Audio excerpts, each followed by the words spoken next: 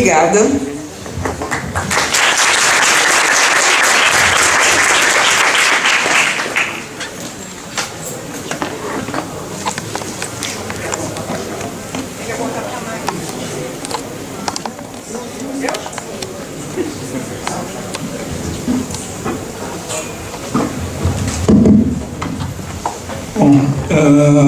Boa tarde a todos, a todas.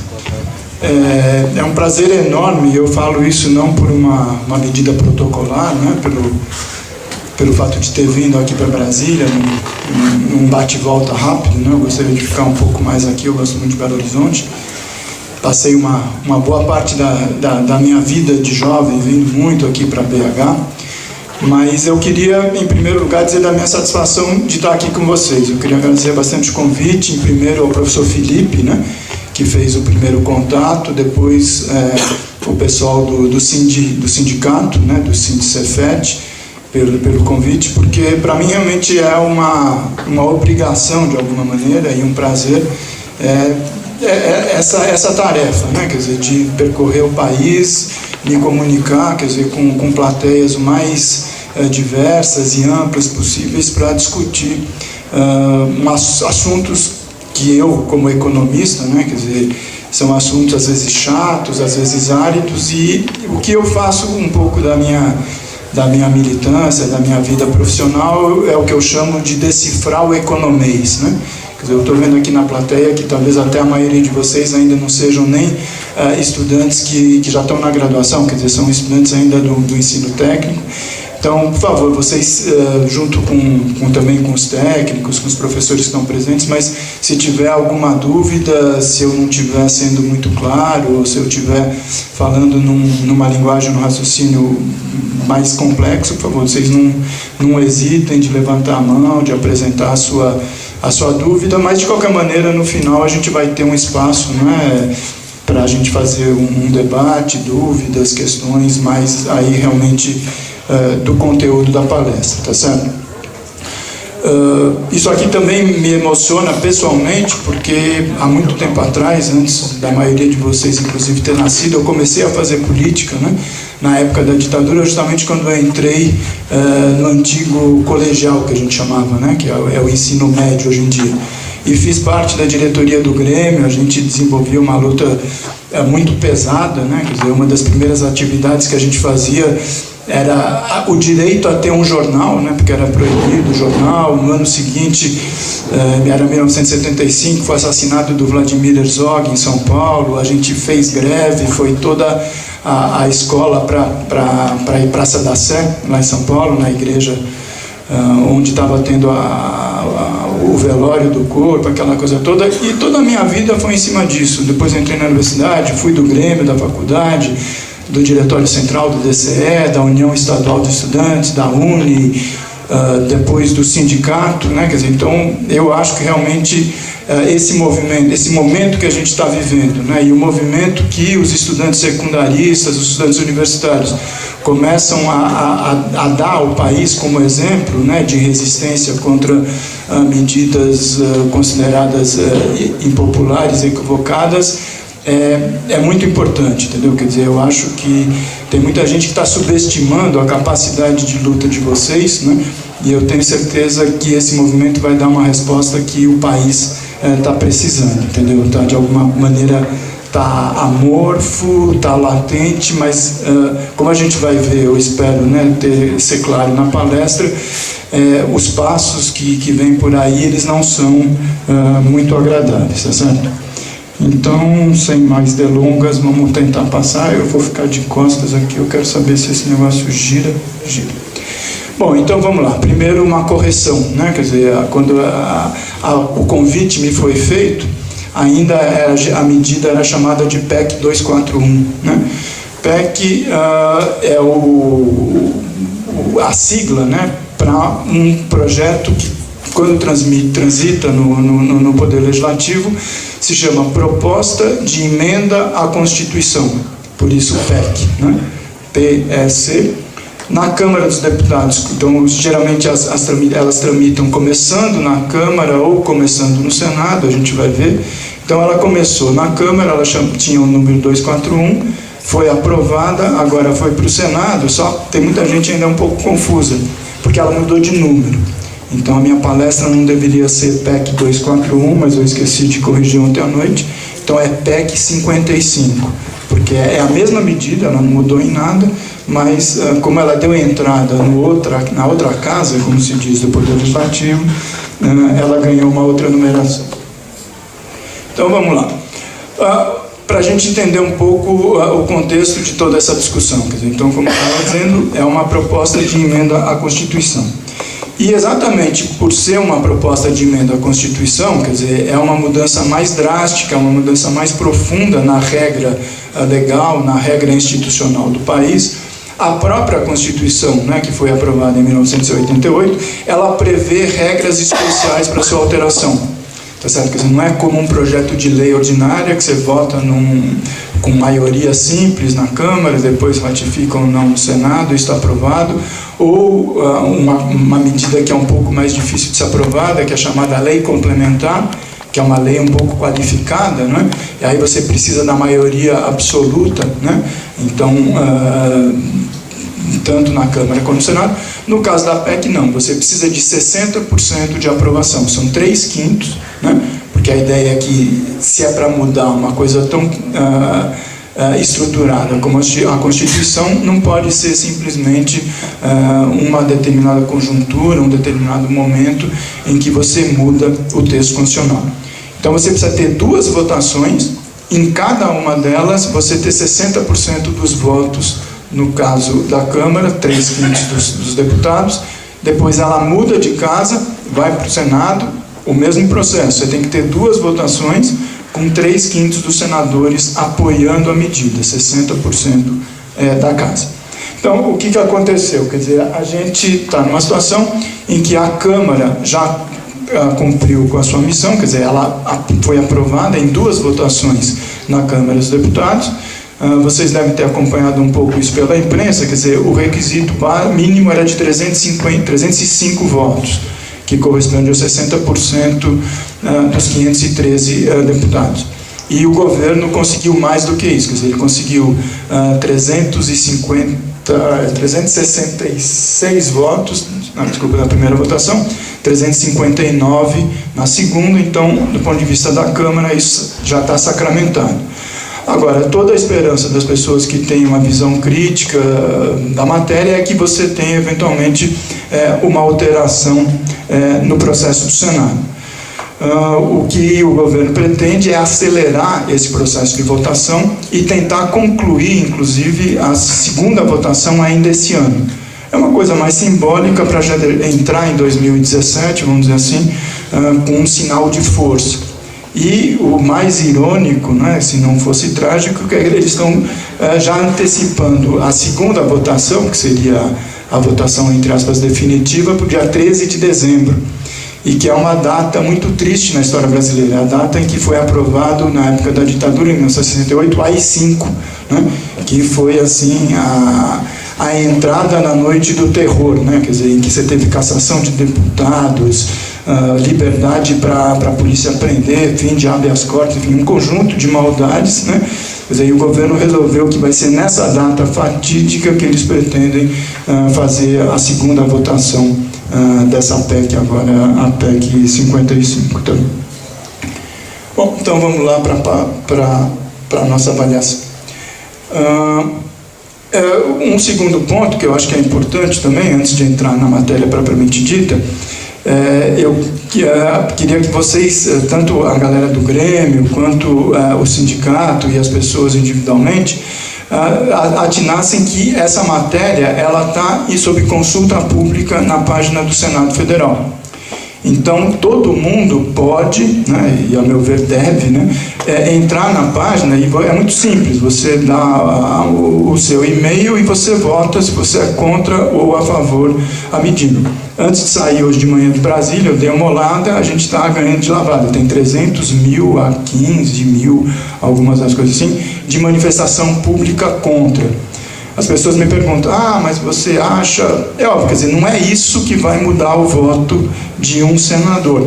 Mas se a gente consegue criar um clima, uma maré de demonstração, vamos dizer, de um descontentamento da população com relação à medida, quer dizer, isso eventualmente pode contribuir para que um ou outro senador que esteja um pouco preocupado com a sua base eleitoral, com a sua imagem, essa coisa toda, eventualmente repensar, né, e ter uma postura um pouco menos alinhada com a orientação do Palácio do Planalto e coisa do gênero. Então, a minha recomendação é que vocês entrem na página, é muito simples, Senado Federal, clica PEC 55, aparece a consulta, e aí vocês colocam a sua opinião a respeito da matéria. Então, vamos lá. Qual é o contexto mais geral do surgimento dessa matéria e da sua tramitação, tá certo? Quer dizer, o grande argumento que o governo utiliza para a apresentação e para a defesa da matéria é a chamada crise fiscal, né? Quer dizer, efetivamente, a partir do ano passado e desse ano, quer dizer, a situação fiscal do governo brasileiro, ela tem piorado bastante. E crise fiscal, quer dizer, é um termo do economês, né? Quer dizer, que nada mais significa do que um desequilíbrio nas contas públicas. Por isso que essa ideia da situação fiscal, da crise fiscal, da política fiscal. Quer dizer, em última instância, o governo tem uma previsão de arrecadação, tá certo, de impostos, basicamente, para um determinado ano, né? 2015, por exemplo, 2016, e ele tem também uma previsão de despesas, quer dizer, todos os gastos que ele vai realizar ao longo desse mesmo exercício. Quer dizer, no Brasil a gente trabalha com o período janeiro a dezembro, né? O orçamento da União, por exemplo, é um orçamento anual. E todo ano o governo então manda uma proposta orçamentária para o Congresso, tem uma comissão especial do Congresso, uma comissão fixa, né? Comissão mista de orçamento, que reúne os deputados e senadores, que avalia, então, quer dizer, tanto as expectativas de receita, os tributos, as alíquotas, as expectativas e as alocações das despesas, né? E apresenta um quadro, então, que pode ser superávit, né? Quer dizer, você tem mais receita do que despesa, equilíbrio ou desequilíbrio. Para 2016, efetivamente, a previsão é muito negativa, né? Quer dizer, está marcado ali, a gente tem uma previsão de déficit de 176 bilhões. Né? É um valor razoável, né? Mas não justifica, quer dizer, todo esse clima que o governo tenta vender e que, infelizmente, os grandes meios de comunicação, a imprensa, a rádio, a televisão, acaba reproduzindo, nos vendendo como sendo a antessala do caos, né? Quer dizer, a chegada na situação da catástrofe absoluta, que o país quebra se continuar dessa maneira. A situação não é bem essa, a situação é complicada, mas ela não deriva daquela imagem que se procura passar de que o Estado gasta demais, que o Estado está quebrado porque as despesas são descontroladas, etc. Não é nada disso, é exatamente o oposto. Quer dizer, a partir de 2014, o país começou a enfrentar uma situação mais grave, né? O ritmo do crescimento da economia veio diminuindo, né? Em 2015 entrou efetivamente numa recessão, em 2016 vai fechar de novo numa recessão, uma diminuição da atividade econômica, e um dos primeiros impactos que isso tem do ponto de vista da política fiscal é a queda da arrecadação. Quer dizer, se as pessoas consomem menos, se as empresas produzem menos, se o ritmo da atividade econômica, de uma maneira geral, diminui, as receitas que o Estado ganha com impostos, elas também diminuem. E, por outro lado, você mantém o nível de despesas, porque as pessoas continuam precisando de saúde, continuam precisando de educação, continuam recebendo as suas aposentadorias, as políticas de assistência social, em tese, os investimentos deveriam continuar, salários dos funcionários, isso não muda. Então, em relação a períodos anteriores, em que a economia estava crescendo bastante, o Estado estava arrecadando muitos impostos, a situação muda drasticamente, mas não porque as despesas explodiram, mas porque as receitas caíram. Exatamente por quê? Porque foi adotado ao longo dos últimos anos, a meu ver, uma política totalmente equivocada de como enfrentar a crise econômica. Quer dizer, em vez de estabelecer políticas que os economistas chamam de políticas anticíclicas, O que significa isso? Significa o Estado tomar decisões que ajudam a recuperar a economia no futuro. O que se fez foi exatamente o oposto, né? Quer dizer, você tratou a economia nacional, assim como alguns políticos, e o próprio ministro da Fazenda, que é um cara instruído, um economista, com políticas totalmente equivocadas, mas ele é um grande economista, ele sabe do que fala, vem com um papo furado de que não, aqui, o Estado brasileiro ele deve funcionar como uma economia doméstica, como cada um de vocês individualmente no final do mês, o que ganhou, o que gastou, ou uma família ou uma empresa, né? Não, então eu não posso gastar o que eu não tenho. Só que o Estado é diferente, ele não funciona como a gente. Se eu não tenho dinheiro, não tem jeito, eu vou ao banco pedir um empréstimo, vou acudir nos amigos. Se uma empresa não tem mais dinheiro, ela vai ter que levantar um papagaio no banco. Só que Brasil, Estados Unidos, Canadá, Japão, França, são estados nacionais. É uma lógica totalmente diferente. Um país, em primeiro lugar, tem uma moeda, ele tem uma casa da moeda que imprime as cédulas que a gente tem, né? Muita gente já passa a usar cartão, mas ele tem cédulas, ele tem moedas. Um país arrecada impostos.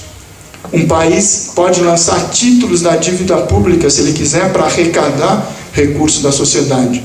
Nós, indivíduos, as empresas, não têm nenhum desses instrumentos ao seu dispor. Então, vamos descartar logo de início essa comparação, que é uma comparação que tem um apelo popular. As pessoas falam, realmente não dá para gastar o que não tem, então eu tenho que comprimir a despesa. Não é bem assim. Você pega os países que primeiro chegaram a enfrentar a crise, que começou lá atrás, vocês lembram, 2008, 2009, os países europeus, os Estados Unidos, o Japão, o Canadá, eles fizeram exatamente o oposto. É o que deve ser feito. No momento da crise, você tem que gastar mais, o Estado tem que gastar mais. Por quê? Pode parecer um contrassenso, mas é justamente o que eu estava dizendo, são as medidas anticíclicas, são as medidas contra o ciclo recessivo, que você vai justamente estimular a recuperação da atividade econômica no ano seguinte ou 2 anos à frente, não importa. Então, ao contrário de diminuir gastos com saúde, com educação, com previdência, e principalmente com investimento público, você tem que aumentar esse gasto. Vai aumentar o déficit no primeiro momento? Vai. Mas você tem a segurança de que daqui 1, 2 anos a economia vai voltar a crescer, e aí o que hoje aparece como um buraco, entre aspas, né, você vai recuperar. Por quê? Você vai ter mais receita, você vai ter mais impostos, e você vai voltar a ter uma situação superavitária, como você teve em alguns anos passados. Tá certo? Então, esse é o primeiro ponto, quer dizer, a gente perceber que a situação fiscal, ela existe, mas ela não é essa catástrofe toda que se anuncia. O segundo ponto, quer dizer, é muito importante da gente conversar, pode ter uma questão um pouco técnica, que eu vou tentar esclarecer com vocês. Que quando o governo fala nas despesas e nas receitas, para identificar então esse problema da crise fiscal, tem um pequeno detalhe, que na verdade não é nada pequeno, é grande, e é a grande armadilha em que a gente está montado há mais de 30 anos praticamente, que é um conceito que vocês já devem ter ouvido falar pela imprensa, se comenta muito, que é o tal do superávit primário. Né?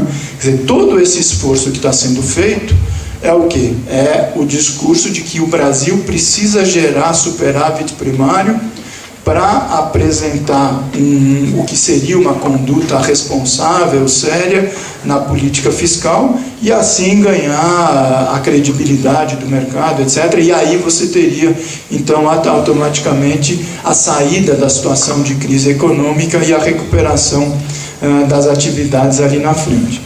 E qual é o pequeno detalhe desse conceito de superávit primário?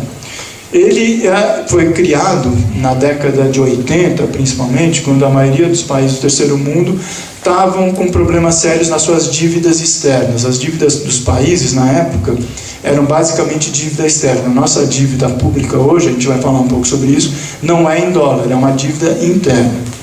Mas o que acontecia? Os países começaram a ter dificuldade, você teve uma série de fenômenos da alta do dólar, da crise dos juros, etc. Enfim, países do terceiro mundo, em geral, começaram a não cumprir não ter meios de cumprir o pagamento da dívida externa, que era basicamente com os bancos internacionais, né? Com o Citibank, com o Bank of Boston e outros grandes bancos do mundo na época.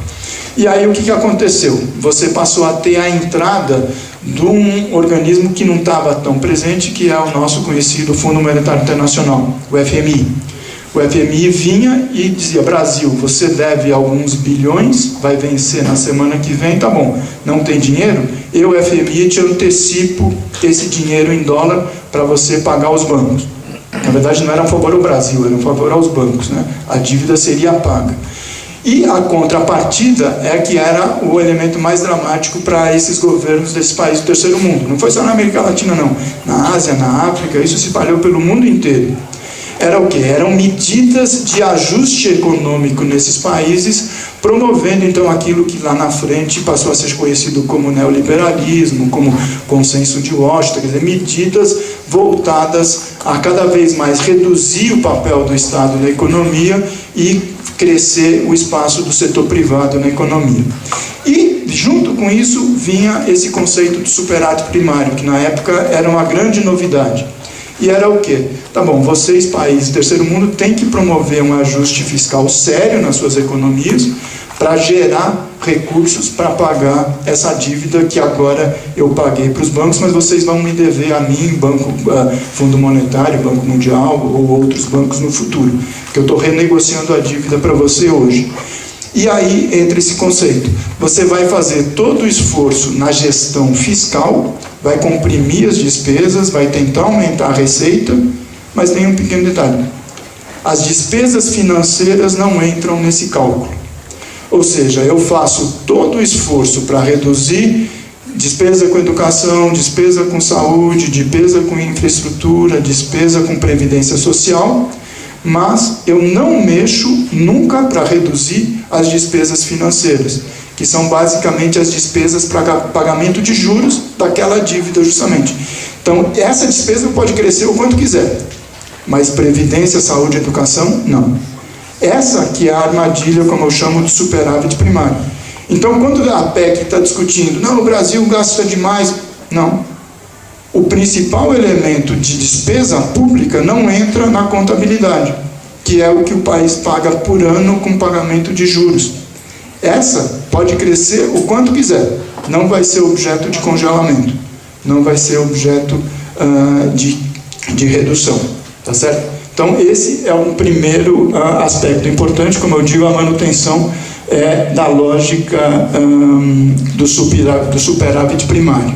Tá certo? Esse é um detalhe muito importante, por quê? Porque até hoje, a Constituição é de 88, tá certo? Já são quase 28 anos, fez em setembro 28 anos, nunca foi introduzido no texto da Constituição esse conceito de privilegiar a despesa financeira em relação às despesas, entre aspas, naturais, normais, ordinárias ou primárias, né, para usar o termo do financês.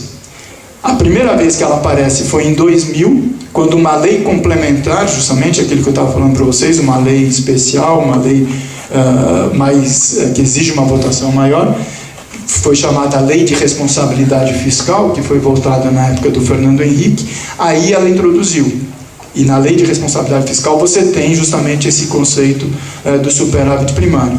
Mas seria, quer dizer, se essa PEC for aprovada, a primeira vez que você introduz no texto constitucional, a gente vai ver uma parte, esse conceito de despesa primária, obedecendo à lógica do superávit primário, tá certo?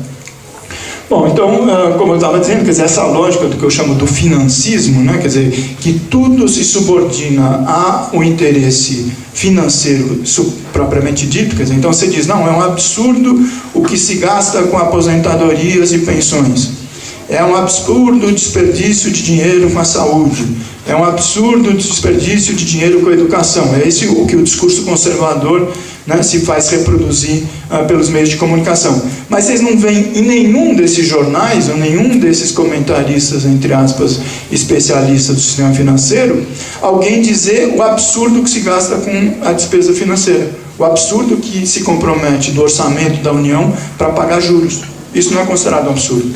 O absurdo é a aposentadoria de um salário mínimo que o aposentado recebe do INSS todo mês. Essa fortuna é que quebra o Estado brasileiro. A gente sabe que isso é um discurso que não se sustenta, tá certo? Por isso que ninguém se atreve a enfrentar essa discussão.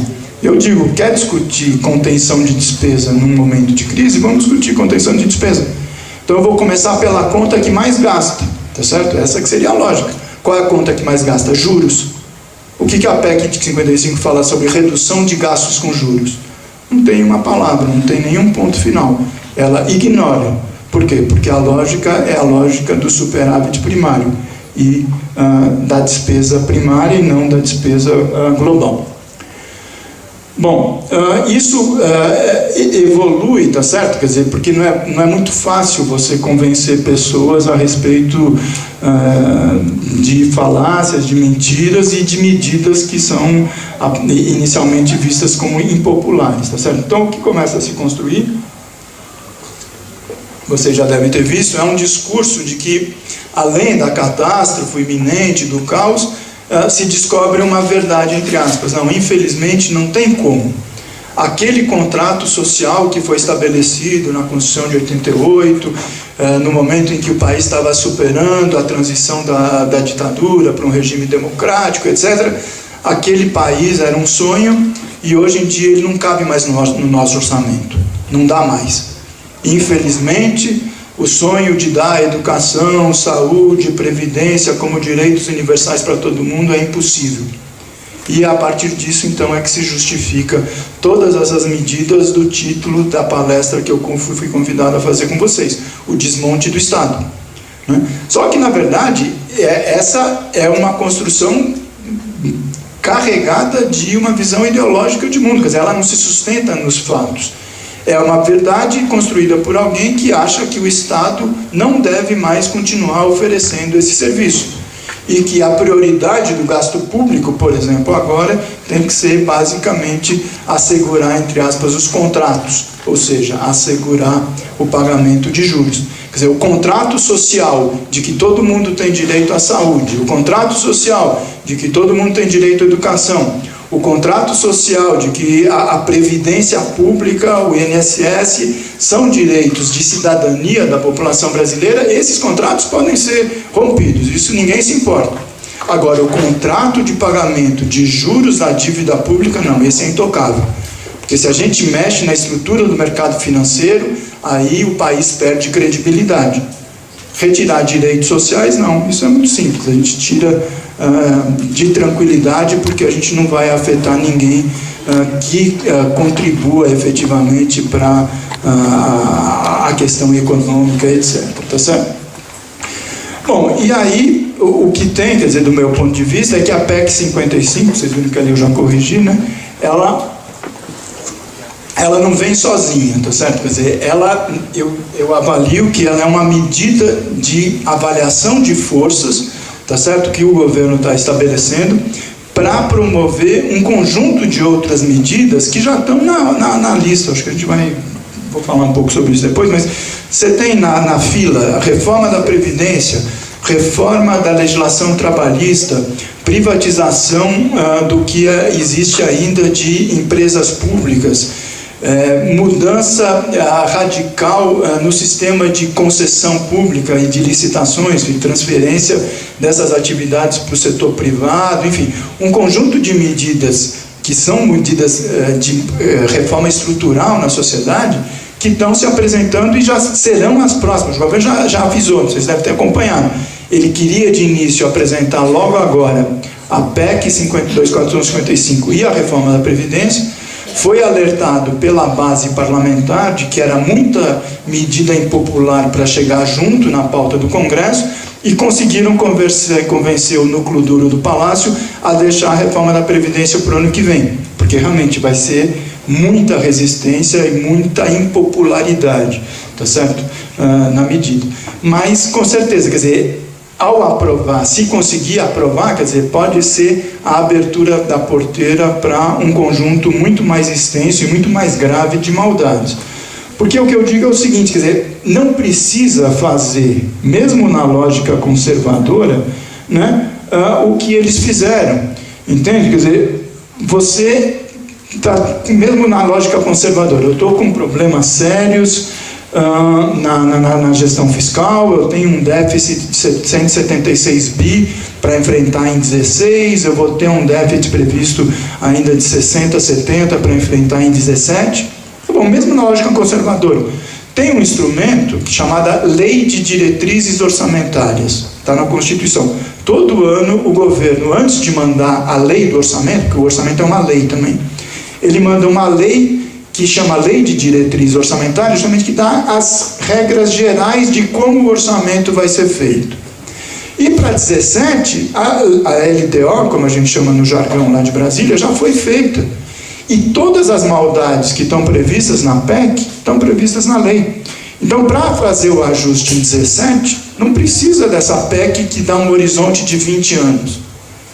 Vamos dizer, não, nem 17, precisa de 18, porque a situação está grave. Tá bom. Então, na LDO de 18, façam exatamente as mesmas maldades que vocês fizeram na LDO para 17. Por que você está dando um horizonte de 20 anos, pensar o que vai ser o Brasil em 2036, tá certo?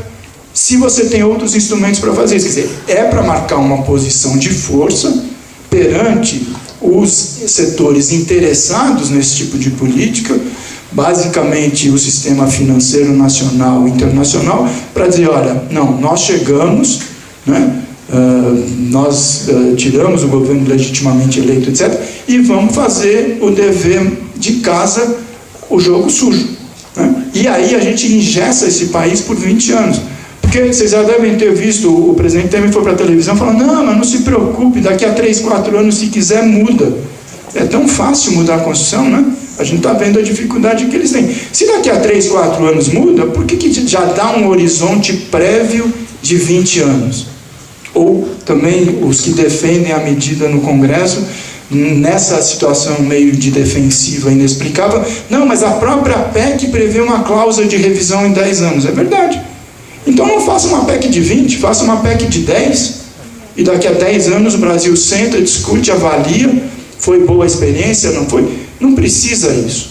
Entende? Quer dizer, é desnecessário do ponto de vista do interesse da maioria da população e do crescimento da economia nacional. Quer dizer, esse tem um único objetivo, que é justamente eternizar durante 20 anos a hegemonia do sistema financeiro, a dominância do financismo, como eu falo, sobre o conjunto das outras áreas, tá certo? Bom, então, como eu estava falando, quer dizer, não é previdência a que mais gasta é o pagamento de juros. E aí tem alguns valores que eu calculei para trazer para vocês. Quer dizer, esse é um resultado que é público. Você abre o Banco Central, quem se interessar pela área da economia, tem um relatório todo mês que sai o quanto o país paga de juros da sua dívida. E não só da dívida, tem operações de mercado cambial que o Banco Central faz, etc., que também envolve pagamento de juros.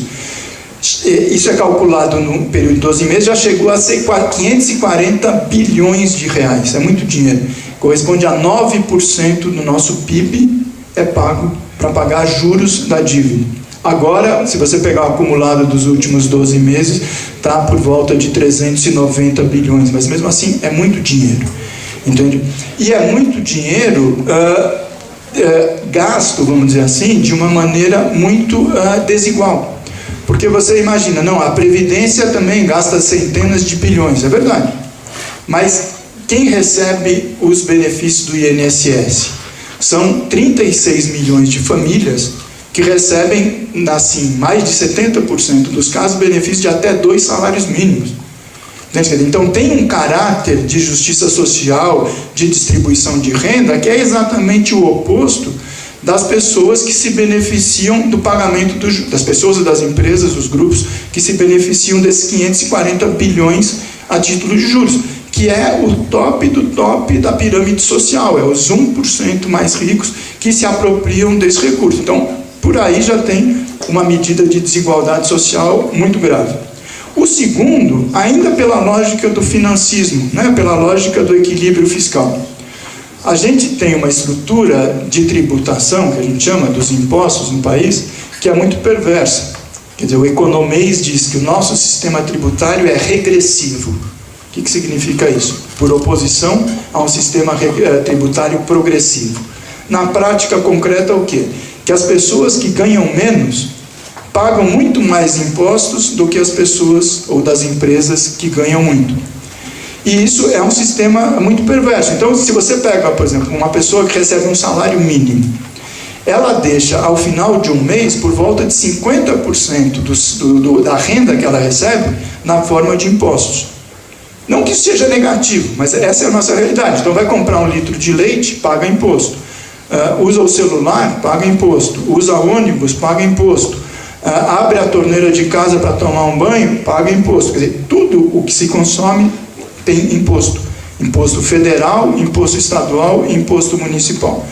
Então, na verdade, quer dizer, se você imaginar as centenas de bilhões de gastos da Previdência, metade disso volta no dia seguinte para o próprio cofre público. O Tesouro recolhe isso na forma de impostos. Então, ele não está distribuindo, não é um gasto puro e simples. Já com o caso dos juros, é exatamente o oposto. Por quê? Porque como o sistema tributário é muito regressivo, as pessoas que estão em cima da pirâmide social, elas pagam muito menos imposto. Então, esses 540 bi que saem do Tesouro para remunerar pessoas que têm título da dívida, volta muito pouco. Não volta aquele 50%, por exemplo, da população de baixa renda que recebe, por exemplo, uma pensão de 1 ou 2 salários mínimos do INSS. Então, vamos seguindo. Pegando o próprio texto, só para a gente ter essa ideia, quer dizer, não é uma questão de ler a lei, mas eu puxei ali num dos artigos da PEC 55, né, o que eles destacam, que é o novo regime fiscal. Isso que eu estava falando com vocês, que você introduz no texto da Constituição, que não existia, e você chama de novo, que é para ser diferente em relação ao regime fiscal que existia, e que vai funcionar durante 20 anos, é o que está em negrito. E depois, ele introduz também no texto constitucional aquilo que eu tinha comentado com vocês do engessamento da despesa primária. Então, qualquer dirigente político daqui a 10, 15, 20 anos que quiser falar, não, mas é muito injusto o Estado brasileiro gastar mais com juros do que previdência, ele não vai poder fazer nada, porque senão ele vai estar tendo uma medida inconstitucional. Porque a Constituição vai estar dizendo não, a prioridade é comprimir a despesa primária, não mexam na despesa financeira, não toquem na despesa com juros. Outros aspectos que você tem na medida, então, vocês já devem ter ouvido falar, por que ela é chamada da PEC do congelamento? Na verdade, a gente vai ver, não é nem congelamento, é pior do que isso. Mas a ideia é o quê? Que você só recupera, vamos dizer, os valores das despesas primárias, as financeiras crescem o quanto for necessário, pela correção da inflação do período anterior. Então a pessoa, um incauto, fala, não, mas está certo, né? Por que vai crescer mais ou menos? Vamos corrigir só pela inflação do período. Só que, na verdade, o processo é muito mais complexo do que simplesmente um problema de correção. Então você corrige pelo IPCA, que é o Índice de Preços ao Consumidor Ampliado, é o índice oficial da inflação. A gente vai ver por que é mais complicado. Mais grave, se houver descumprimento desse NRF, né, do novo regime fiscal, o dirigente, seja o prefeito do município, seja o governador do estado, seja o presidente da república, vai estar incorrendo em crime. Vai ser crime, e a primeira medida que ele tem que fazer é reduzir as despesas com o pessoal, tá certo? Então ele vai ter que se virar de alguma maneira, ninguém sabe como, né? Então mandar a gente embora, reduzir salário, enfim, não repor os quadros que passam para a aposentadoria.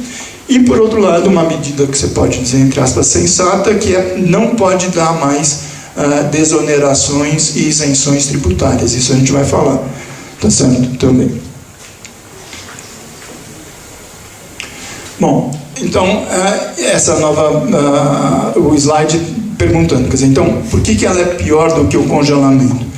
Porque, na verdade, você não tem um congelamento do país, né? Quer dizer, se o país ficasse parado no tempo, ao longo dos próximos 20 anos, com a fotografia que a gente tem hoje, Você podia até imaginar, não, é razoável. Só que a realidade é muito diferente. Primeiro, a população cresce. Então, vocês veem ali, eu fiz um cálculo aproximado, em 20 anos a gente vai crescer mais do que 10%. Tem gente que fala pode chegar a 15, 16, depende um pouco das projeções de crescimento demográfico que o IBGE faz. Mas a população vai crescer. Então, provavelmente a gente vai sair dos atuais 206 para alguma coisa como 230 milhões de habitantes, com um dado a mais. Felizmente, né, e não infelizmente, como alguns economistas tentam dizer, a população está envelhecendo, isso é um problema, não, isso é uma conquista da sociedade. As pessoas estão morrendo menos, as pessoas estão vivendo mais, e a sociedade vai ter que se acomodar. Nossa sociedade, assim como outras sociedades, as europeias, por exemplo, se acomodaram para dar um tratamento diferenciado para os idosos. As pessoas que trabalharam a vida toda vão ter um direito à aposentadoria, e realmente isso requer uma reestruturação da base da sociedade. Você vai ter menos jovens nascendo, então vai ter menos gente contribuindo, mas isso é uma coisa que se faz ao longo de décadas. Não precisa fazer uma PEC amanhã para resolver um problema daqui a 30, 40 anos. Certo? Mas isso para lembrar o quê? Então, o gasto por indivíduo, né? Quer dizer, então o chamado PIB per capita, como se diz, ele vai aumentar.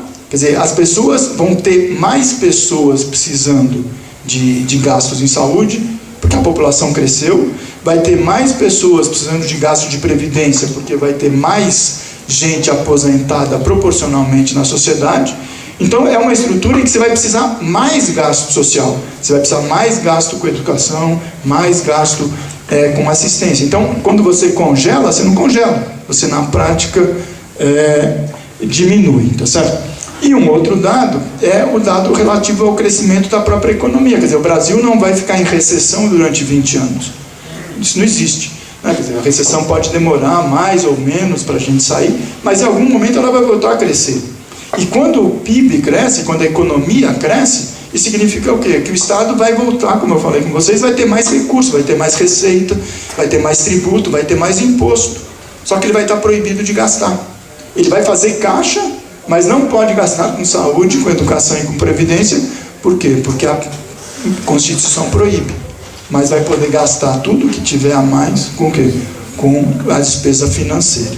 Tá certo? Isso é um dos aspectos mais dramáticos que eu acho dessa medida. Bom, daí como eu estava falando para vocês, quer dizer, a lista das medidas que vão ser comprimidas, as despesas que vão ser comprimidas é longa, né? Então a gente chama mais atenção para a previdência, para a saúde, para a assistência social, né? E essas três compõem na Constituição o que é chamado como o grupo da Seguridade Social, e que também é uma coisa que se esquece, mas tem uma previsão constitucional para isso, dá um tratamento diferenciado para esses três tipos de despesa. Inclusive, eu nem sei se vocês sabem, mas todo ano tem uma formalidade, a Constituição exige um orçamento da Seguridade Social.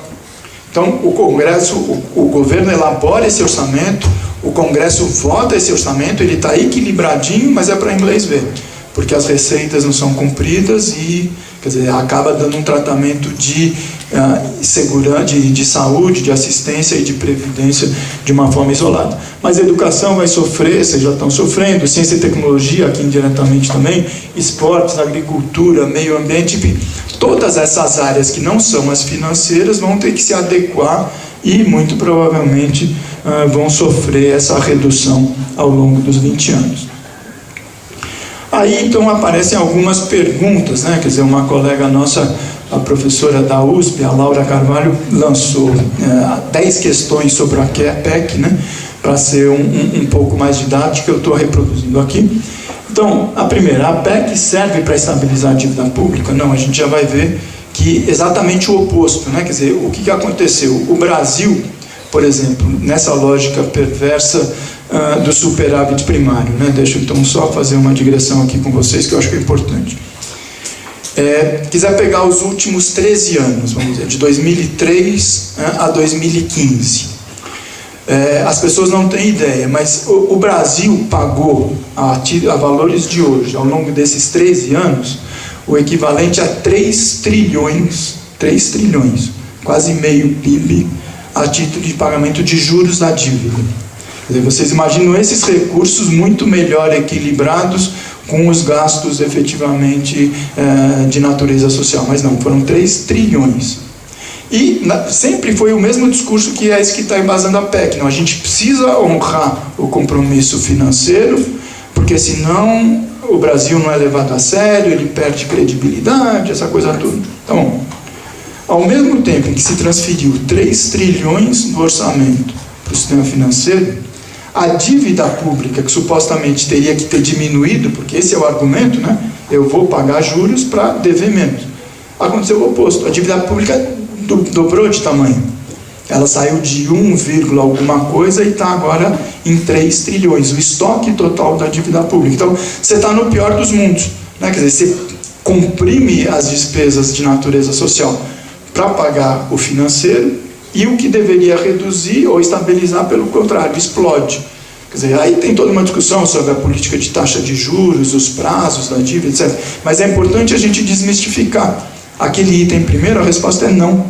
Basta olhar, ela quer olhar 20 anos para trás, eu olho 20 anos para frente, né? Eu faço o contrário, eu olho 15 anos para trás. E o que aconteceu foi exatamente o oposto.